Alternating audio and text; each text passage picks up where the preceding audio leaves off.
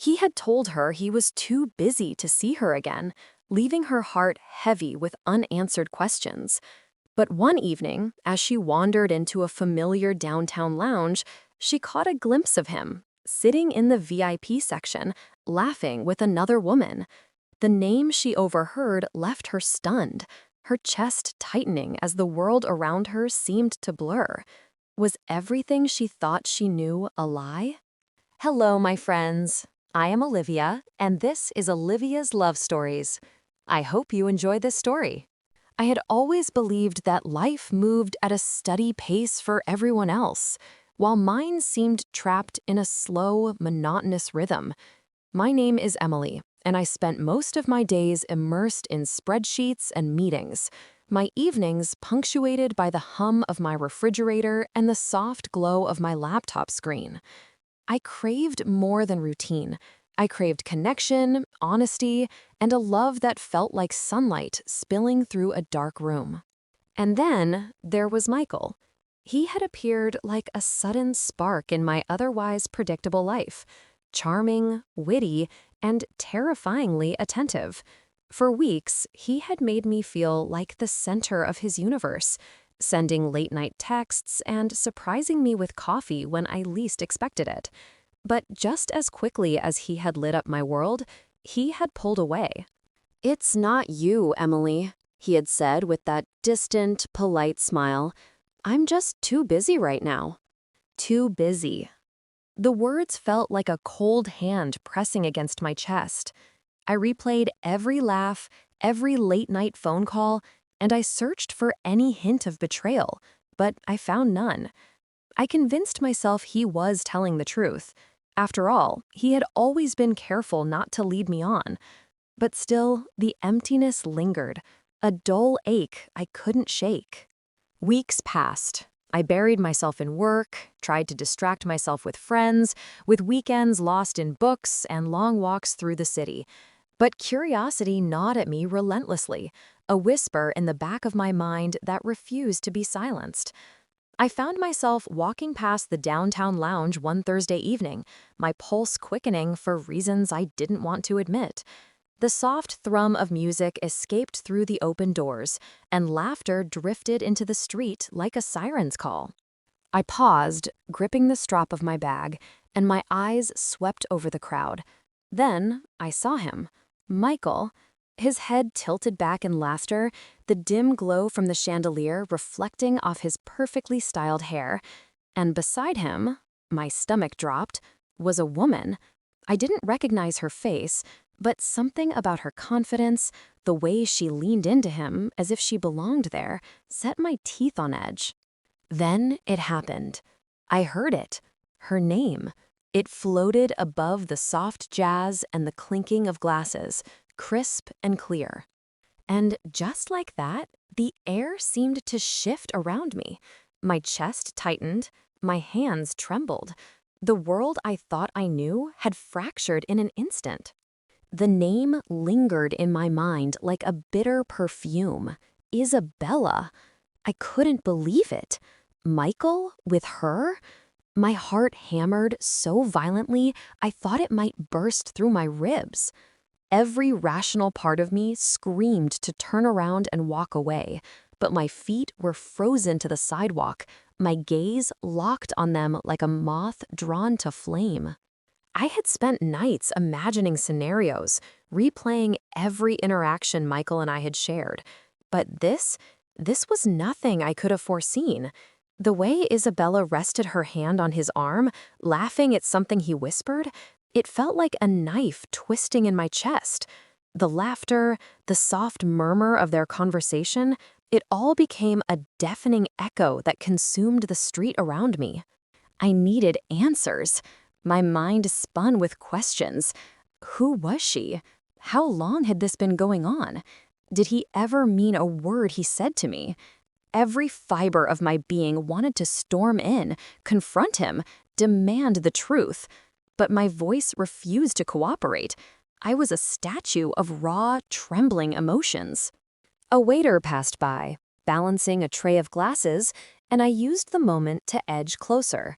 I could see Michael's face more clearly now, his eyes alive, animated, a side of him I had only ever hoped was reserved for me.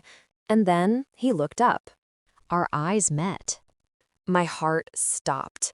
Everything froze. The laughter faded into the background, and for a brief, excruciating moment, I swore I could hear the pounding of my own blood. Michael's smile faltered, the corner of his lips twitching as if he had been caught in a thought he didn't want me to see. He looked at Isabella, then back at me. My chest constricted. The distance between us felt like a canyon, filled with all the unsaid words and broken promises that had been piling up since he told me he was too busy. I wanted to scream. I wanted to run. I wanted to confront him, demand the truth, but the fear of the answer held me in place. I watched as Michael rose from the plush velvet chair, his movements casual, yet calculated, like he was performing a dance I wasn't meant to understand. Then, without a word, he started walking toward me. The world around me seemed to blur. My pulse raced, my thoughts spiraled, and every instinct told me to flee. But I couldn't. I needed to know. I needed to understand why the man who had once been my everything was now here, smiling at another woman, and why, inexplicably, he was coming toward me. As he closed the distance, Isabella's laughter fell away. She looked at me, and for the first time, I felt her awareness, her recognition of my presence. A tension hung in the air, thick enough to choke on. Michael stopped just a few feet away. His eyes searched mine, a storm of something I couldn't name, regret, fear, hesitation, and then he spoke. "Emily." The single word cracked me open, splitting the air between us like lightning. My throat tightened, and I could barely breathe. Every hope, every suspicion, every heartbreak I had felt came crashing together in that moment. And in that instant, I realized that nothing, absolutely nothing, would ever be the same again. Michael's voice trembled slightly as he repeated my name, and I could see the conflict etched across his features. Isabella had stepped back now, her eyes wary, as if sensing that the world had just shifted. My hands curled into fists at my sides, knuckles white, my mind a storm of anger, confusion, and heartbreak. "Emily, he began, but I cut him off, my voice shaking. "What is she doing here, Michael? Who is she? And why? Why didn't you tell me?" He swallowed hard, eyes darting between Isabella and me. "Emily, please, it's not what it looks like." "Not what it looks like?" I echoed, disbelief rising in my chest. "Michael, you told me you were too busy for me. You disappeared from my life without a word, and now you're here, smiling with her? Tell me it's not what it looks like." His jaw tightened, and for a moment, he seemed lost in thought. Then he finally spoke, his voice low and urgent. "Isabella, she's my sister, Emily, my half-sister. I only met her recently. I was trying to keep it private because it's complicated." I blinked, the word sister hanging in the air like a fragile lifeline. My chest heaved as I tried to process it. Every hurtful assumption I'd made crashed into me, and my anger shifted into a dizzying mix of relief and lingering betrayal. "You expect me to believe that?" I asked, my voice barely above a whisper, but laced with every ounce of hurt I'd been carrying for weeks. "You let me think. You let me feel abandoned.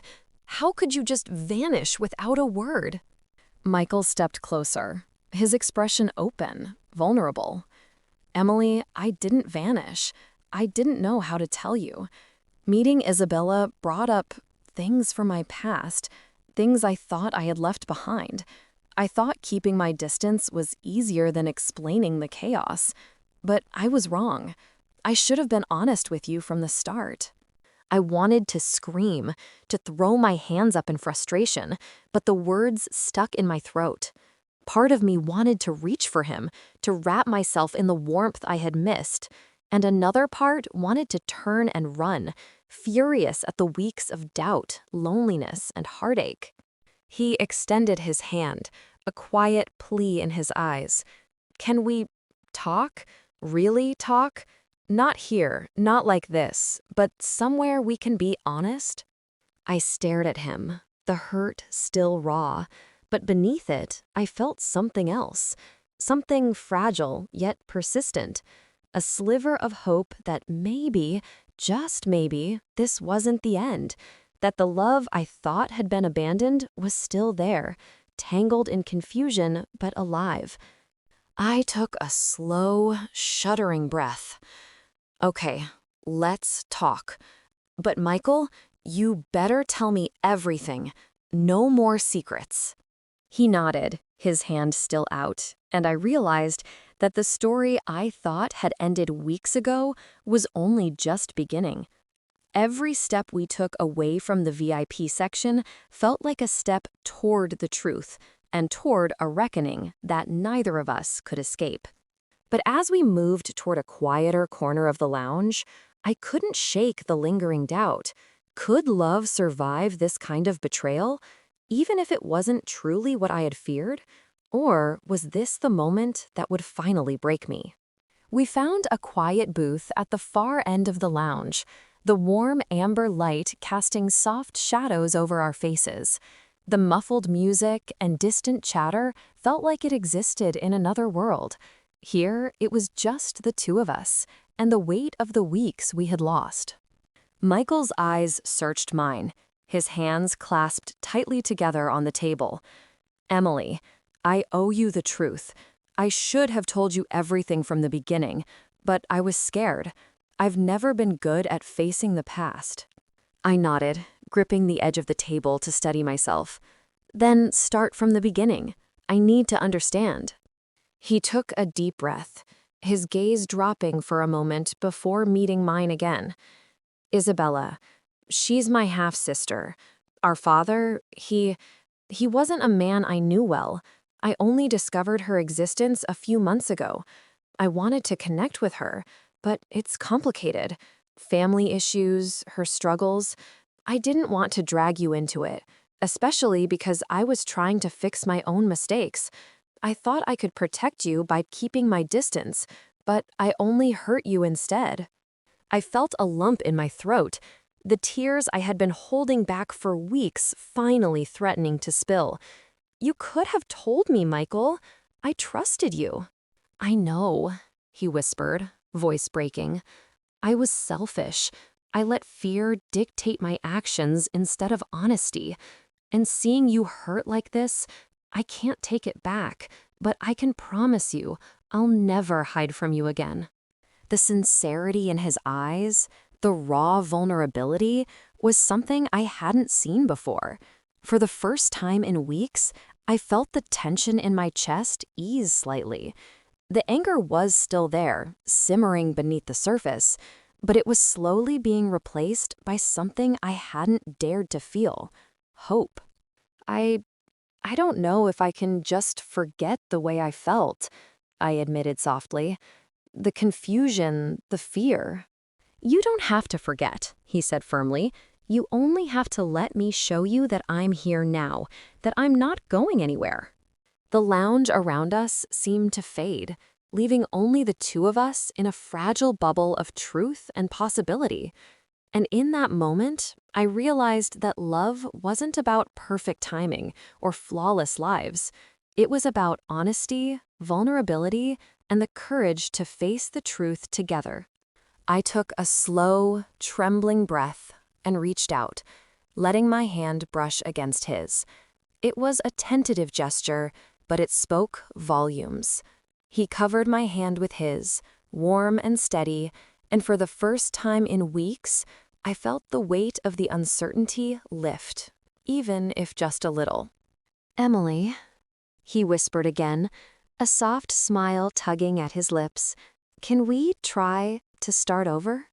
I looked into his eyes, searching for any trace of deceit, but all I saw was the man I had fallen for, flawed but real. And in that moment, I realized that maybe, just maybe, we could find our way back to each other. Okay, I said, finally, my voice shaking but filled with determination. Let's try together. As we sat there, hands entwined, the soft glow of the lounge wrapping around us, I understood that love didn't always come easy, but it was always worth fighting for. And for the first time in what felt like forever, my heart felt whole again.